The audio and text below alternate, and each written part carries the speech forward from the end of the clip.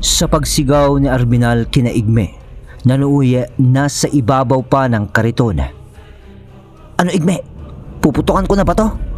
Pabulong na suwestyon ni Leopoldo. Sandali, pre.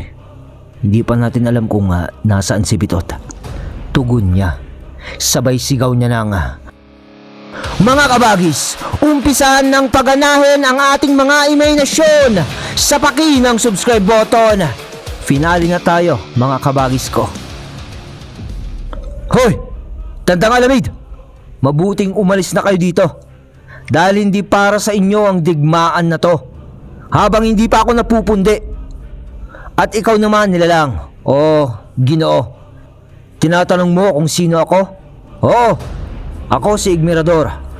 At nandito kami para bawiin ang batang dinukot ng mga kasamahan mo sa aming baryo.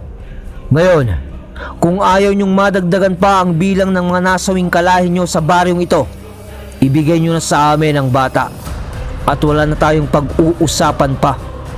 At kung hindi, uubusin ko ang lahi niyong dalawa ng matandang boyfriend mo. At hindi ito isang babala, kundi yun ang mangyayari pag di niyo nilabas ang bata. Ano? Igme?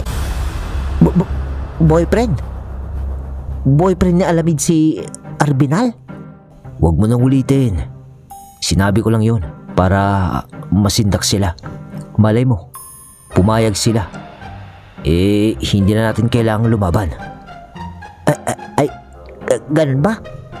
Usapan ng dalawa ng pabulong sa kariton.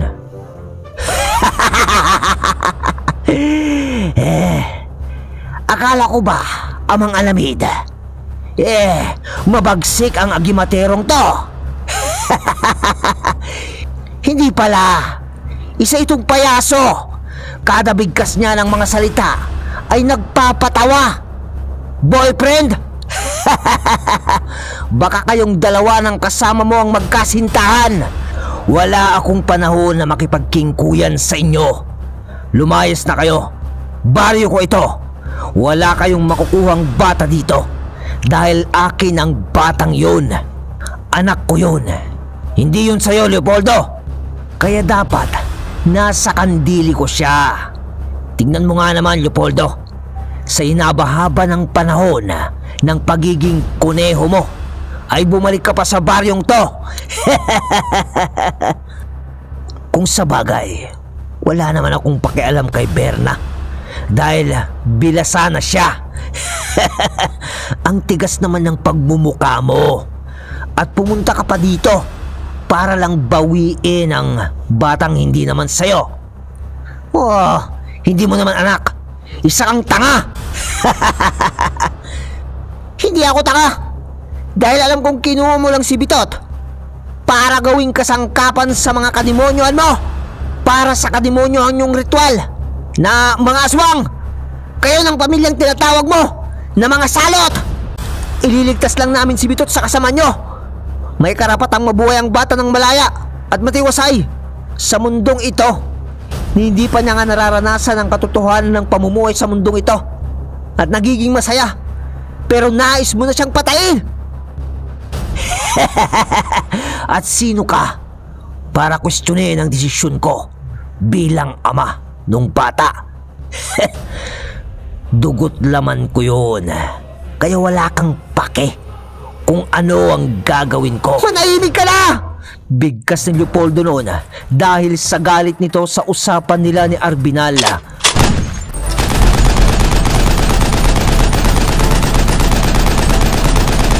Nang wala ng ano-ano pa, ay kinalabit na nito ang gatilyo ng kanyang masinggan na nakatapat kay Amang Alamid at Arbinal.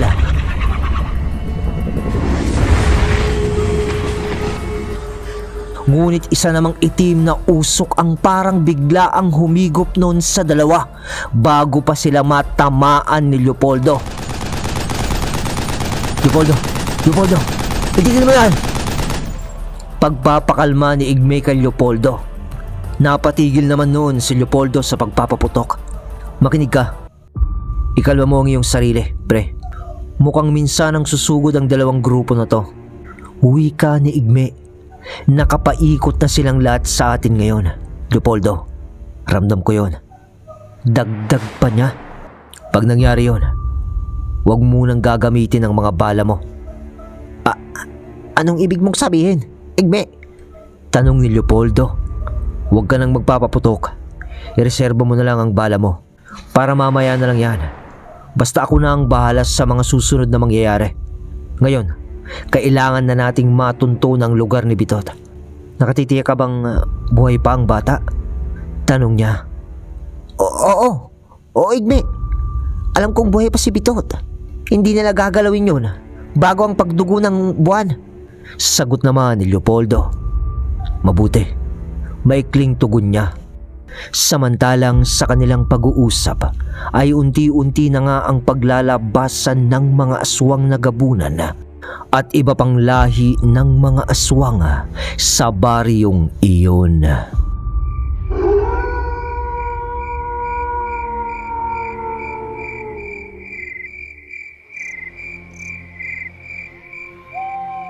Kaya naman doon ay nag-umpisa ng kumilos si Igme. Tandaan mo ang bilin ko, Leopoldo. Dito ka na lang sa ibabaw ng kariton. Hawakan mo tong punyal ni Maestro Baltasar. Bigkas niya. Sabay sukbit niya ng dalawa niyang barel at hugot ng punyal. Sabay abot kay Leopoldo. Kung sakaling magkagipitan at mapukaw ako mamaya sa lugar na ito, iubos mo na ang bala mo sa distansyahang labanan. At kung sakaling masukol ka dito sa kariton, gamitin mo ang kahoy na punyal. Huwag kang magalala. Hindi ka papabayaan ng punyal ng malapit ang labanan. At kukunin ko na rin tong isang bag. At sa pagtanggap ni Leopoldo ng punyal ng sinukuan, Pero, Igme, mapupukaw ka? Paano natin mababawi ang anak mong si Bitot? Huwag kang magalala. Alam ko na ang pasikot-sikot sa lugar na to. Kanina ko pa pinagmamasira ng lugar na ito.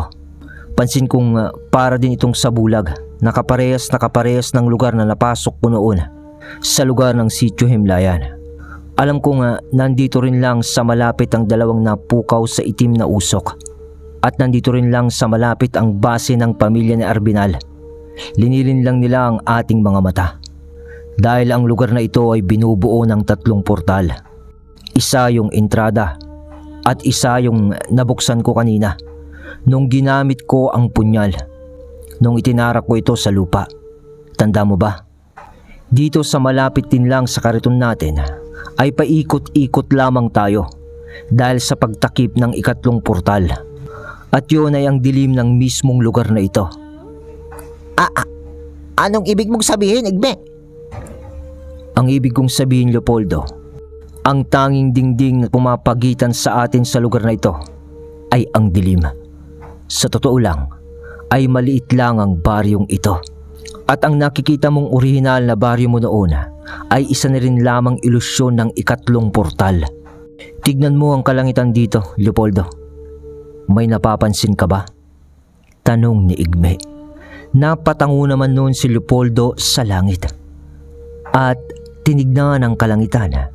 At doon lamang niya napansin ang 3 buwan na nasa iisang liwanag ang itsura. Yung tipong kalahati lang yung maliwanag dito. Ganon. Half moon kumbaga. Pero papanong naging 3 yun? Nanlaki ang mga mata ni Leopoldo. Oo nga no, Igme. Ngayon ko lang napansin. 3 pala ang buwan natin. Salita ni Leopoldo na parang naiignorante pa. Hindi 3 ang buwan natin, Leopoldo, kundi naging 3 ang buwan sa lugar na ito. Ang 2 dyan ay parang sumasalamin lang sa tunay na buwan ng mundo natin. At yan din ang sumasalamin sa 3 portal dito sa baryong to. May kutob akong yung mga unang nilalang na nagpakita sa atin sa baryong to. Nung dumating tayo, sila ang gabay ng lugar na ito na siyang gumagawa ng sabulag ng baryo. Ano man nasabi yun, Igme? Mga engkanto. Ang mga engkantong yun, Leopoldo, kung tama ang pagkakaisip ko. Nung kanina ko lang kasi naalala.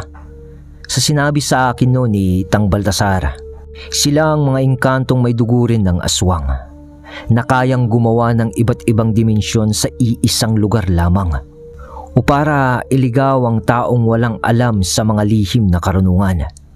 Nakita mo nung bigla na lang silang dumami ng dumami. Nung nakita natin sila, ang totoo nun ay nandun rin lang sila lahat. Lumalabas lang sila sa portal na kanilang ginawa. Pero Igme, nagugulan ako eh. Paano ba yun?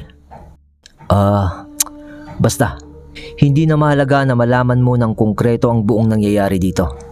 Ako na ang bahala. Ang tanging iisipin mo lang sa ngayon ay protektahan ang sarili mo. Kailangan ko ng kumilos. Nandyan na sila. Salita ni Igme.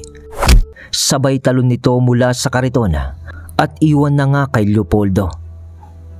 Mag-iingat ka, Igme. Oo, ikaw din, Leopoldo. Manatili ka sanang buhay hanggang sa pagbalik ko sa lugar na to. At tinitiyak ko sa iyo na kasama ko na si Bitot sa mga oras na yon. Paalam ni Igme habang naglalakad na ito papalayo mula sa kariton. At sa paglalakad ni Igme, nang makalayo na ito sa kariton ng mga ilang metro, marahang napatigil na ito. Igme! Igme! Nandito na sila! Nandito na sila sa likod ko! Puputakan ko na ba? Puputakan ko na ba sila? Pagsigaw pa na pahabol ni Leopoldo na tanong dahil kagaya nga ng sinabi ni Igme ay napapalibutan na sila ng mga aswang na mga gabunan. Mga malaasong nilalang na ang tayo ay parang sa postura ng mga tao din. Tas may mga nakahalo pa dito na sa tingin ni Igme ay mga kalahi na rin ni Tandang Alameda. Payat na payat ang mga aswang na mga yun na parang parehaba ang pangangatawan. Nakapaa ang mga ito at may mga kasuotan na maihahalin tulad sa mga taong grasa o mga gusgusin. Pero halos tao rin lang ang itsura. Ngunit ang kapansin-pansin sa mga yun ay ang malalapad nitong bunganga na halos madikit na sa kanilang magkabilaang tenga. Napatulis din at halos nakabuka na ang mga bunganga nilang yun dahil sa mahaba nilang dila napapatulis ang hugis sa dulo nito. At sa mga ngipin nilang halos magkapatong-patong na sa kanilang gilagid na puro pangil. Ngunit sa pagkakataong yon ay... Leopoldo! Huwag ka muna kumilos! Sigaw ni Igme na nooy parang kalmado pa rin naman. Kahit na napapalibutan na sila ng maraming bilang ng kanilang mga kalabang aswang. Kayo na ba? Kayo na bang lahat ang pinagmamalaki ng mga lahi nyo? Pasensya na kayo, pero binalaan ko naman ang dalawang amo nyo sa kung anong mangyayari kung di nyo tinupad ang aming kahilingan na makuha ang bata para sa kabutihan nito at para sa kabutihan sana ninyo.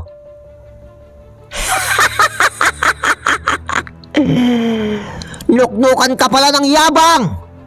Napapalibutan ka na namin, pero nakuha mo pang magmalaki. Salita ng isa sa mga lalalang nakalahi ni Amang Alameda. Ngunit sa mga salitang binitiwan noon ay siya namang pag-uutib ni Igme ng salitang bumabalot ng kanyang karunungan ng kanang aral sa kanyang isipan. Sabay sambit nito ng sumugod na kayo habang may pagkakataon pa kayo, dahil sa isang iglap ay magiging guhong bato na lamang kayo ng baryong ito. Bigkas ni Igme na parang inaanyayahan niya pa ang mga ito na atakihin siya ng mga aswang.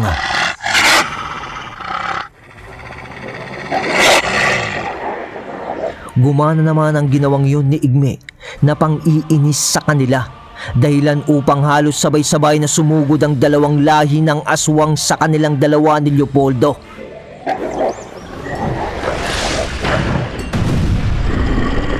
Patayin! Patayin ang dalawang yan! Sigaw ng isa doon sa bilis ng mga pangyayari.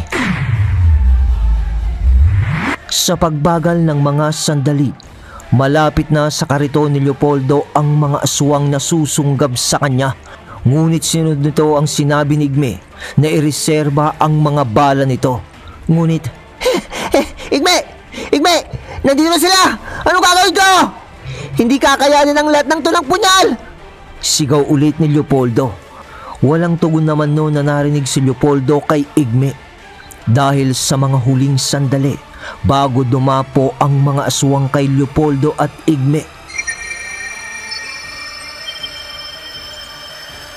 Iluha, Elohim, Adonai, bigkas na Igme sa tagong tatlong ngalan ng Diyos. Kasabay ng bigla ang pagkidyap ng tatlong pangkumbate nitong medalyon sa pagpatak ng segundo noon.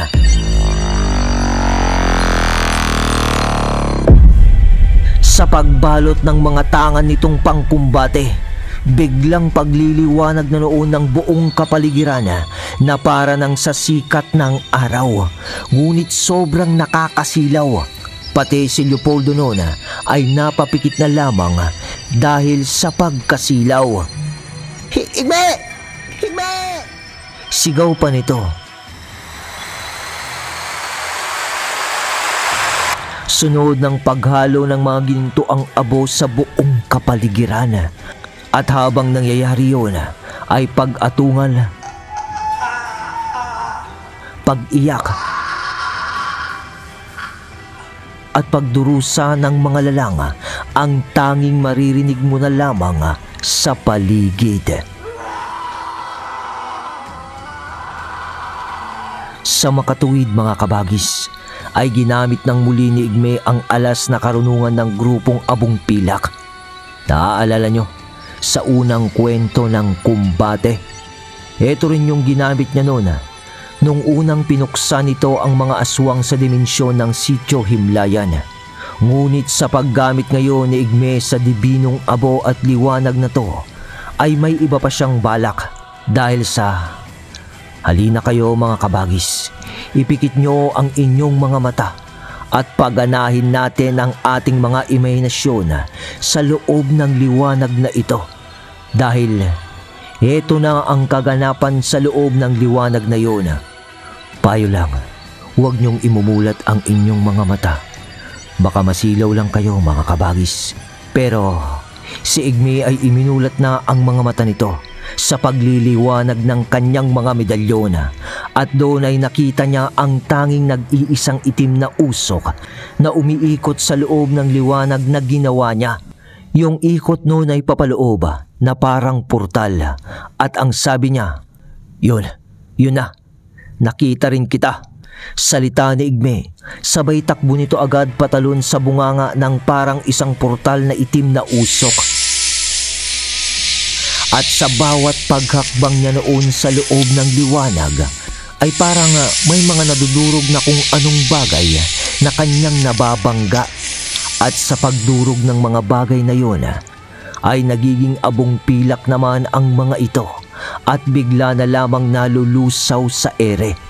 At kung di nyo na itatanong mga kabagis, ay yun ay ang mga katawan ng mga lalang o mga aswang na susugod dapat sa kanya kanina. Nagiging abong pilak na lamang ang katawan ng mga yun dahil sa nababangga niya ang mga ito dahilan ng kanilang pagkadurog. Hanggang sa maabot na nga ni Igme ang itim na usok at talon na nito agad papasok dito. At kasama sa pagtalon ni Igme ay ang parang paghigop naman sa kanya nito kasama ang ginawa niyang liwanag sa pamamagitan ng kanyang tatlong pangkumbating medalyon. At sandali lang ang lumipas ay napukaw na rin ang liwanag. Tahimik, napakatahimik na ng lugar. Maya-maya ay iminulat na ni Leopoldo ang kanyang mga mata. Isabay nyo na rin ang pagmulat ng inyong mga mata mga kabagis. Medyo pipikit-pikit pa ito dahil nanlalabo o parang nag-a-adjust pa ang kanyang paningin sa paligid o sa dilim. Pero nang naaangkop na ang paningin ng kanyang mga mata sa kapaligiran,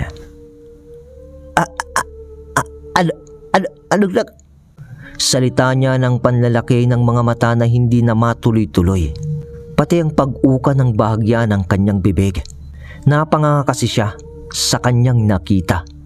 Dahil lahat ng mga lalang na aatake dapat sa kanila ni Igme kanina ay naging bato na kulay abo. At kung ano yung mga postura ng mga yon nung sila ay aatakihin, ay ganun na ganun. Kahit na yung papaakyat sana sa kariton upang kaladkarin siya o sugurin. Ganun na ganun ang postura noon. Bato na nga lang ito. At nang sinubukan niyang tusukin yun ng punyal niyang hawak, yung iniwan ni Igme, mas lalo siya nung napanganga dahil nadurog na lang at naging abo iyon. Kaya naman, Ang tindi, Igme! Isa kang anghel mula sa langit! Ikaw bang may gawa nito? sigaw niya, ngunit wala nang sumasagot. Dahil di niya alam na nawala na rin si Igme kasabay ng pagpukaw ng liwanag. Igme! Igme! Sigaw ni Leopoldo ng paghahanap.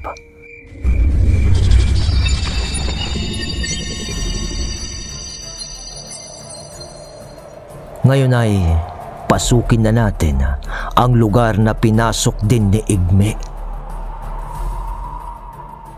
Sa kasalukuyan, naglalakbay noon si Igme sa dimensyon na yun.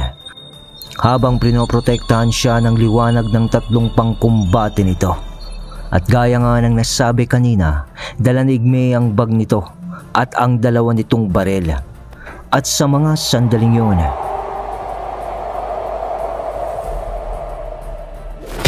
sa paglapag ni Igme sa lugar, patuloy pa rin ang pagliliwanag ng kanyang mga medalyon hanggang sa humupa na rin ito. Salamat naman. Nandito na ako. Sa linapagan ni Igme, isa yung kabukiran na parang pangkaraniwan naman dahil ang lupain doon ay may mga tanim na palay, ngunit halos nagapasan na ang lahat ng pananim. Pero sa pagkakataong yun, mukhang alam na ni Igmerador kung saan siya dapat sumuot upang mahanap si Arbinal o ang batang si Bitot. At baka kasama rin doon si Amang Alameda. Kaya naman nag-umpisa ng maglakad si Igme ng mga oras na yun. At ang ambiyanse sa paligid noon ay para bang nag-aagaw ang dilim at liwanag. Pagkatapos ay parang wala ka na ring makikitang dulo ng kabukiran na iyon. Ngunit sa diretsyong nilalakad noon ni Igme, para bang patungo ito sa nag-iisang gabundok ng Dayami sa bukid na yun. Malapit lang naman ito sa kanyang dinapuan kanina. Ngunit dire-diretso lang noon si Igme sa Dayami na ito, na may kahoy pa na nakapagitna nga doon.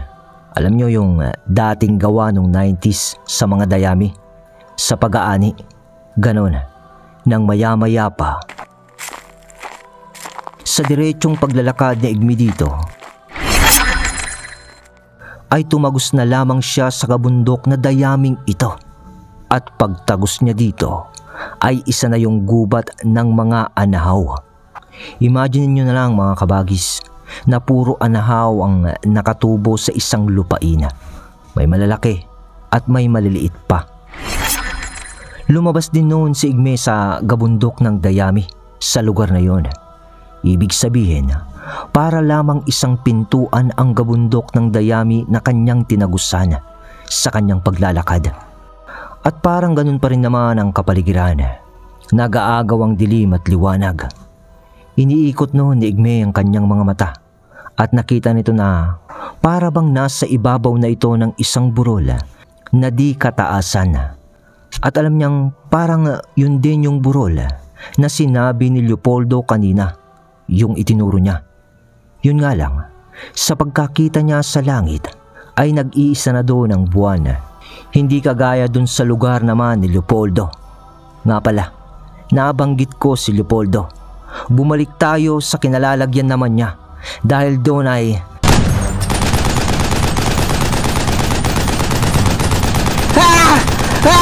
May natitira pa pala sa inyo!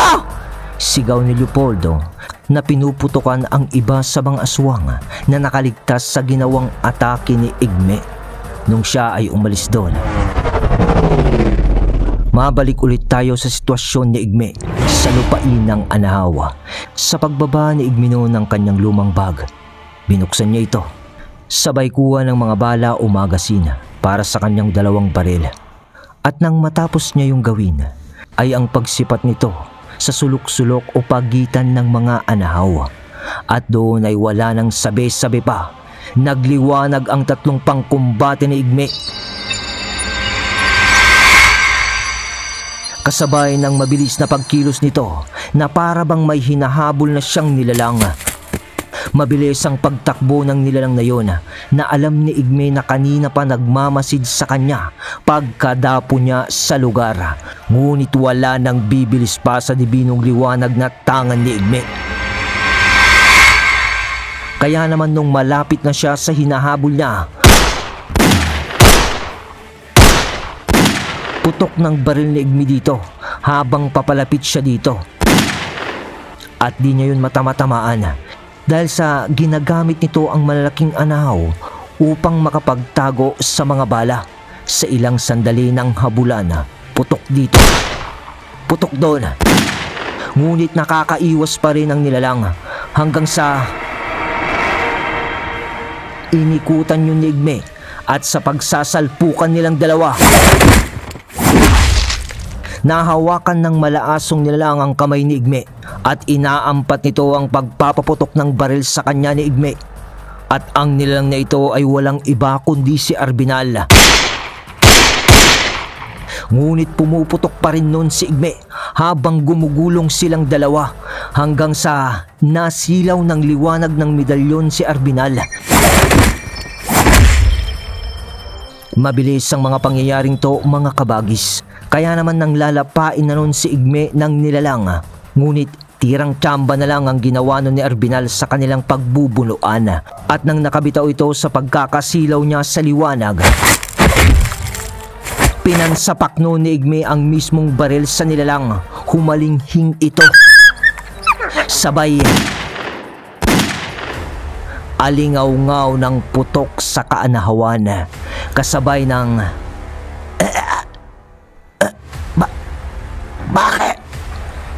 Bakit mo ako pinatay? Hindi mo pa alam kung nasaan ang bata. Di ko na kailangang alamin yun. Dahil alam kong nasa iyo pa rin ang espiritual na sinulid na marka mo sa bata, sa anak mo.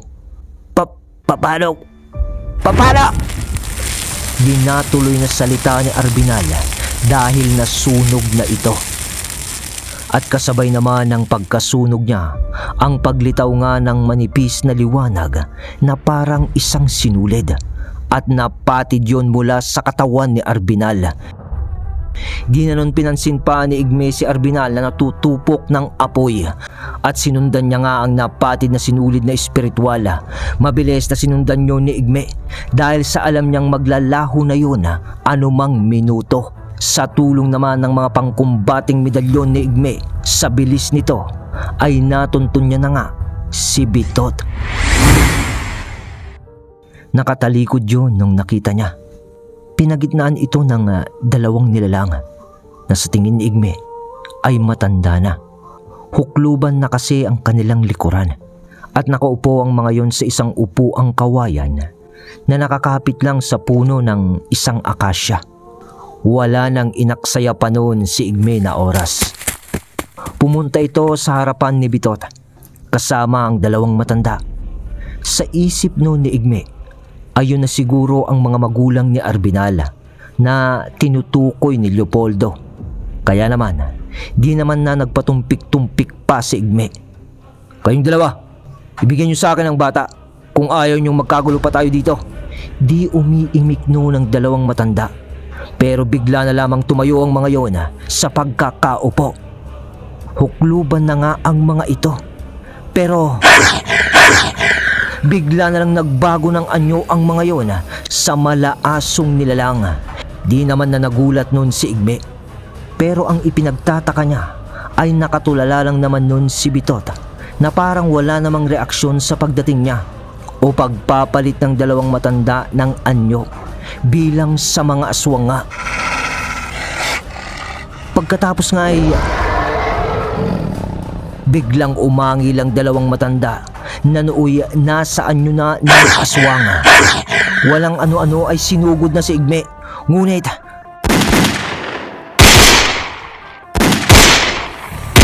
putok ni Igme ng sunod-sunod sa mga ito. Ngunit nakakaiwas ang mga yon sa mga tingga sa sobrang bilis ng mga yon sa pag-ilag, hanggang sa sinisigurado na ni Igme ang pagpapatama niya dito ng kanyang bala. Bigla ang tumilapon si Igme sa pagkakasapak sa kanya ng isa pang nilalang, pero di naman gaanong nagtamo ng pinsala nun si Igme. At nang paglingon niya sa nilalang na sumugod sa kanya, yun ay walang iba kundi si Amang Alamid. Mabilis na lumitaw na lamang ito sa kung saan.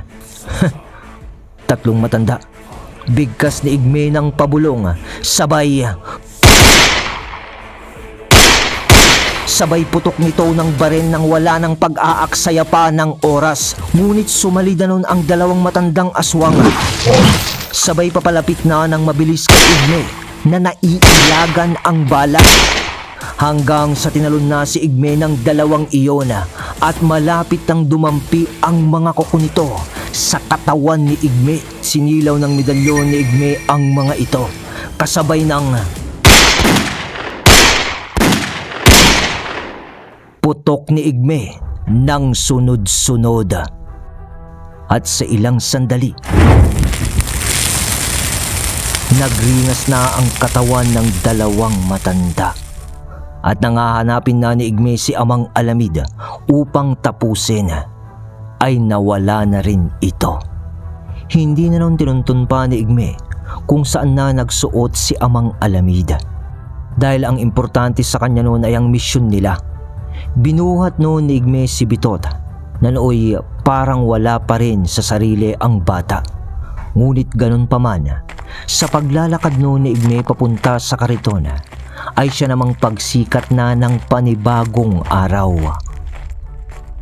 Unti-unti nang nawala ang pagkabalot ng dilim sa paligid ng lugar na iyon o ng baryo. At hindi na rin noon kinailangan pang lumabas ni Igme sa mga dimensyon na tinawid niya, dahil sa pagbukang liwayway at pagkagape ni Igme sa pamilya ni Arvinal, ay nawasak na ang tatlong dimensyon ng sabulag sa lugar na iyon. At kung saang yung lugar noon ni Bitot na pinagkunan ni Igme, ay malapit din lang pala ito sa kinalalagyan ng kanilang kariton.